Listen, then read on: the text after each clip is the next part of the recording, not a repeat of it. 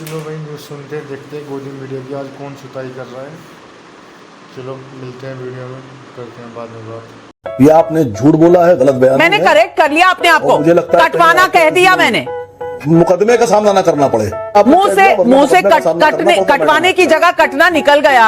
अब अल्लाह तो मैं हूं नहीं, भगवान तो मैं हूं नहीं, कभी कभी गलती हो जाती है। 1 मिनट में पैर कांपने लगे तुम्हारे।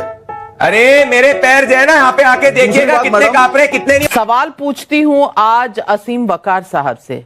असीम वकार साहब, लूट हुई, लोग कह रहे हैं, और ये मुसलमान लोग ही हैं, क्योंकि 40,000 ऐसे केस हैं जो लंबित हैं वक्फ के ट्राइब्यूनल्स में।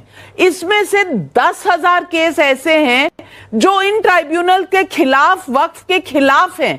यानी कि 1/4 तो रो रहे हैं कि वक्फ का ट्राइब्यूनल सही नहीं कर रहा। और यहां अख्तरुल ईमान साहब जो आपके प्रदेश के अध्यक्ष हैं, वो कहते हैं कि हम गले काटने पे उतर आएंगे।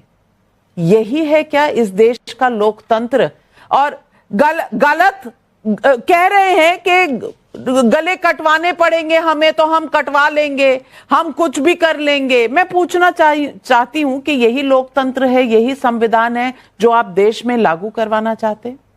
देखिए, सबसे पहली बात तो जो पहले आपने बोला कि अख्तरुल ईमान ने कहा कि हम गले काट देंगे, ये आपने झूठ बोला है, गलत बयान। मैंने करेक्ट कर लिया अपने आप को, मुझे लगता है कटवाना कह दिया मैंने। मुकदमे का सामना ना करना पड़े। मुकदमे की बात नहीं है, मुंह से कटवाने की जगह कटना निकल गया। अब अल्लाह तो मैं हूं नहीं, भगवान तो मैं हूं नहीं, कभी कभी गलती हो जाती है, और अपने आप को मैंने सही भी कर लिया। लेकिन असीम वकार साहब, आप हैं तो बोलेंगे ही, बात का पतंगड़ बनाएंगे ही। नहीं, देखिए, मैंने तो ये कहा ही नहीं कि, मैंने तो कहा कि आप गलत बोल रही हैं। आपने मान ली गलती, आपकी बात सर आंखों पे, चलिए ठीक है।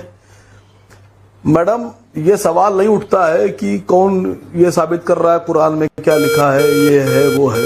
अगर धर्म पर साबित करने की बात आएगी तो आर्य समाज में मूर्ति पूजा ही नहीं है। आर्य समाज जो है भारत में बहुत बड़ा समाज है, बहुत लोग आर्य समाज को मानते हैं, करोड़ों लोग। वो कहते हैं मूर्ति पूजा नहीं होना चाहिए उनके मंदिरों में, उनके जो बने हुए धर्मस्थल, उसमें मूर्ति पूजा का विरोध है उनका। ये क्या 1875 में शुरुआत हुई थी इस्लाम छोड़ के वकार साहब सरस्वती ने। मैडम, मैं किसी के बीच में बोलता नहीं हूं। हिंदू धर्म के ऊपर आपको टिप्पणी करने का कोई हक नहीं है। किसी आप भी मुद्दे पे रहिए। आदमी की बात का जवाब देने नहीं आया। नहीं, आप हिंदू धर्म पे नहीं कर सकते मुझे टिप्पणी, बात समझे आप? आप मुद्दे पर बात करिए असीम वकार साहब। आप हम नहीं कर सकते। नहीं, आप मुद्दे पर बात कर लीजिए, जो मुद्दा है। 1 मिनट में खाली लाइन से 1 मिनट में पैर कांपने लगे तुम्हारे।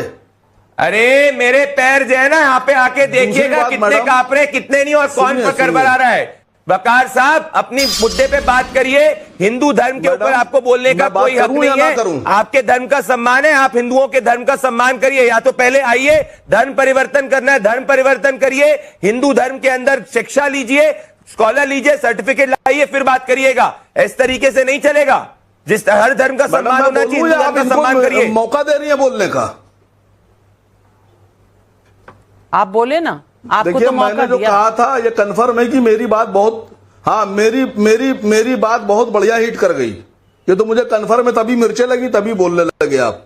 तो आप मिर्चें लगाने आए थे वहां, गले कटवाने, यहाँ मिर्चें लगाने? नहीं, डिफरेंट मिजाज रखता हूं मैडम, मैं दूसरे नेताओं से थोड़ा सा डिफरेंट मिजाज रखता हूं। वो तो दिख रहा है। मेरी आइडियोलॉजी भी दूसरी है।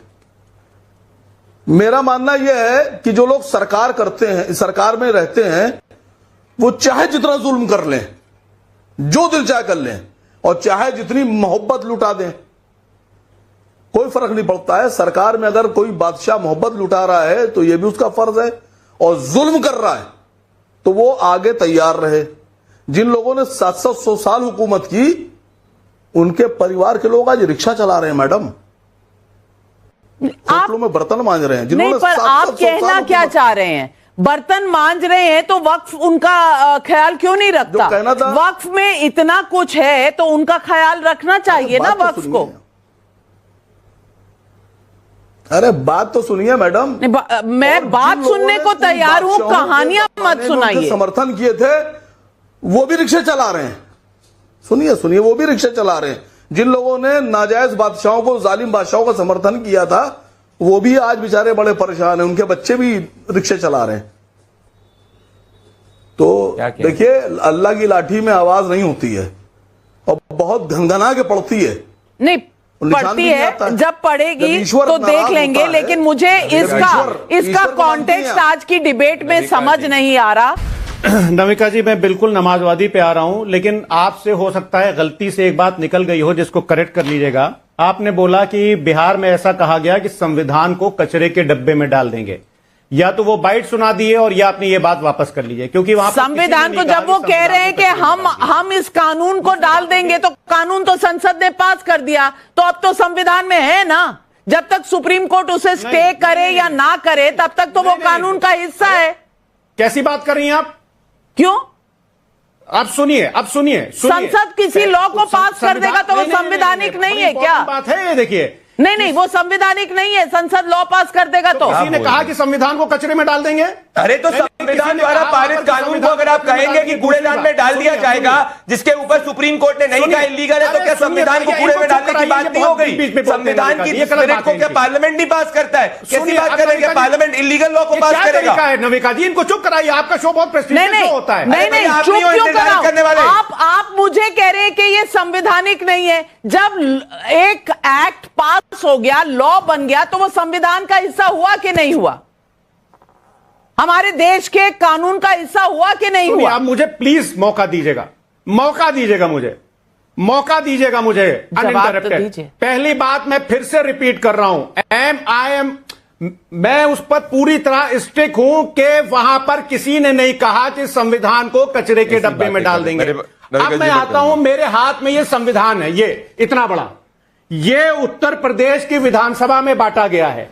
इसके अंदर अगर आप प्रियम्बल को पढ़िएगा तो उस प्रियम्बल में जो कि प्रियम्बल में यहां पर से सोशलिस्ट और सेक्युलर शब्द गायब है, उस पर बहस हो सकती है कि सोशलिस्ट। अरे तो ओरिजिनल प्रियम्बल बाबा साहेब भीमराव अम्बेडकर जी के द्वारा पारित था, वो प्रियम्बल बांटा गया है। लगाई गई। क्या बातें कर रहे हैं? बदतमीजी नहीं होगी नविका जी। अरे बदतमीजी आप कर रहे हैं। संजय भंडारी, आप बदतमीजी नहीं करेंगे। आप नहीं बदतमीजी करेंगे, ऊपर चिल्ला के कुछ नहीं होता है। तो आप बदतमीजी करने लगेंगे। अरे तो आप फर्जी की बातें करना चालू कर देंगे आप? नहीं, बिल्कुल होता है। अरे नहीं होता है। बीपी को कम करिए जरा, चिल्लाइए मत, बीपी को कम करिए। पढ़ के नहीं आए आप, इंटरेक्ट करने लगते हैं। क्या नहीं कर रहे हैं? आप बोल रहे हैं कि जाके संविधान की प्रतिभा दी के बाबा साहेब भीमराव अम्बेडकर का क्या संविधान था? नविका जी, इनको तमीज सिखाइए। इनको आप तमीज सीखिए, आप पहले तमीज सीखिए। बुजुर्ग हैं तो इज्जत कर रहा हूं मैं आपकी। आपको बुजुर्ग है, इज्जत करो, पानी पीजिए, ब्लड प्रेशर मत बढ़ाइए अपना। कर रहे हैं बदतमीज आदमी। आप है बदतमीज। नहीं, ब्लड प्रेशर नहीं बढ़ा रहे, हम बढ़ा रहे हैं। आपको हिदायत दे रहा हूं मैं। माफ कीजिए, मैं आप दोनों से इतनी रिक्वेस्ट करूंगी कि आप दोनों पढ़े लिखे इंसान हैं, स्वभाव अपना जानते हैं आप लोग, मर्यादा में रहें। डिबेट रोज होती है, उसके लिए मर्यादा पार करने की, उल्लंघन करने की जरूरत नहीं होती। लेकिन सवाल सिर्फ यह है कि जो कानून पार्लियामेंट में पास हो गया, मैं कंप्लीट करूं? हाँ, नहीं, जो मैं आपसे सवाल पूछ रही हूं ना, आप सवाल का जवाब दीजिए। जो कानून पास हो गया, जो कानून बन गया, जो पार्लियामेंट से पास हो गया, वो कह रहे हैं उसे कचरे के डब्बे में हम डाल देंगे। तो ये क्या है? ये क्या है? ये कानून की रक्षा है, संविधान की रक्षा है क्या? मैं उसी का जवाब दे रहा था नविका जी, मैं उसी का जवाब दे रहा था। जब कॉन्स्टिट्यूशन के प्रियम्बल में सेक्युलर और सोशलिस्ट शब्द डाला गया और सुप्रीम कोर्ट ने उस पर मोहर लगा दी, उत्तर प्रदेश सरकार ने यह कॉन्स्टिट्यूशन बांटा। इसके प्रियम्बल में ना तो सेक्युलर है ना सोशलिस्ट वर्ड है।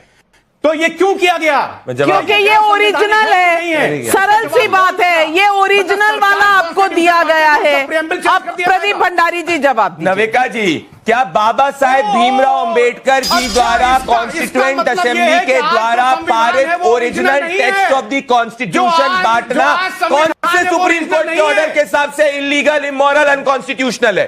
ये क्या बात कर रहे हैं? ये कुछ नहीं पढ़ के आए हैं भाई। क्या संसद का काम होता है? और पब्लिक सवाल पर सवाल पूछे।